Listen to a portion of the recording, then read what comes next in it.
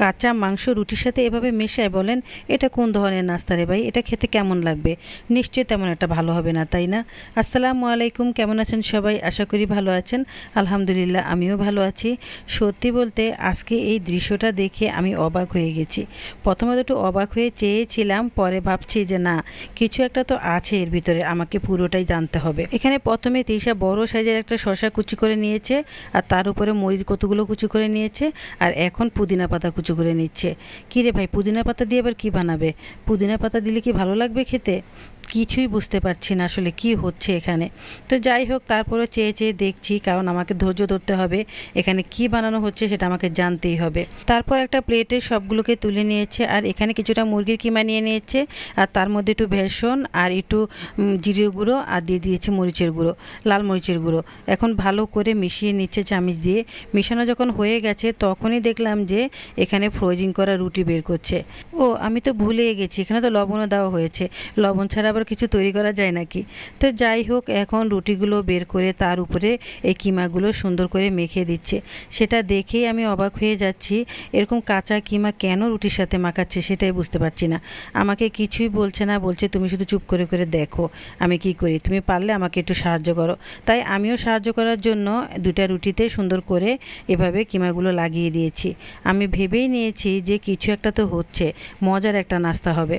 তারপর তাওয়া গরম করে তেল দিয়ে দিয়েছে, আর এখন রুটিগুলো দিয়ে দিলাম, আর রুটিগুলো দিয়ে কিছুক্ষণ এভাবে ভেজে নিচ্ছি, আর আশেপাশে তেলটা ঘুরিয়ে ঘুরিয়ে লাগিয়ে দিচ্ছি।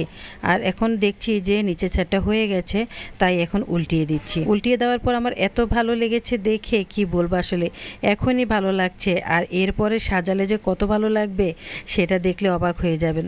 এখন একটু তেল মনে হয় যেন টান পড়ে গেছে, তাই আরটু তেল দিয়ে দিলাম, দিয়ে সেই পিঠটাও ভেজে নিয়েছি। আর এদিকে এক সাইডে মাশরুম দিয়ে দিলাম।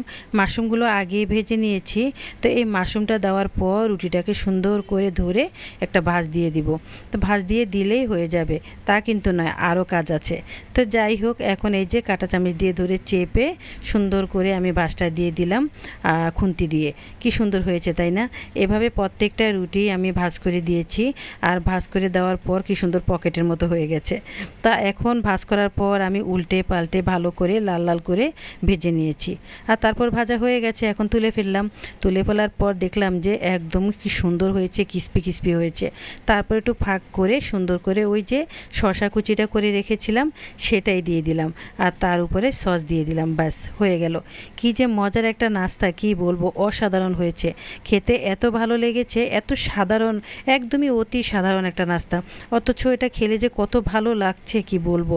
একবার শুধু বানিয়ে দেখবেন, দেখবেন প্রতিদিনই আপনার বানিয়ে খেতে ইচ্ছে করবে। এত মজা, এত অল্প খরচে অল্প উপকরণে এত সুন্দর একটা নাস্তা বানানো যায়, সেটা খেলেই বুঝতে পারবেন। তো যাই হোক, কত সুন্দর হয়েছে দেখেন, দেখতে অনেক ভালো লাগছে। তো প্রত্যেকটা নাস্তাই আসলে অসাধারণ হয় যদি একটু মনের মাধুরী মিশিয়ে করা হয়। এগুলো কিন্তু একদমই অসাধারণ, এগুলো কিন্তু ঘরে বানিয়েই খাওয়া যায়, আর ঘরে আমাদের এইসব উপকরণগুলো বেশিরভাগ সময়ই থাকে। তো যাই হোক, কেমন হয়েছে অবশ্যই কমেন্ট করে বলবেন, আর একটা লাইক দিয়ে দিবেন, আর যদি ভালো লাগে অবশ্যই পেজটা ফলো করে দিবেন। ভালো থাকবেন সবাই, নেক্সট ভিডিওতে আবার দেখা হবে, সেই পর্যন্ত পাশে থাকবেন। আল্লাহ হাফেজ।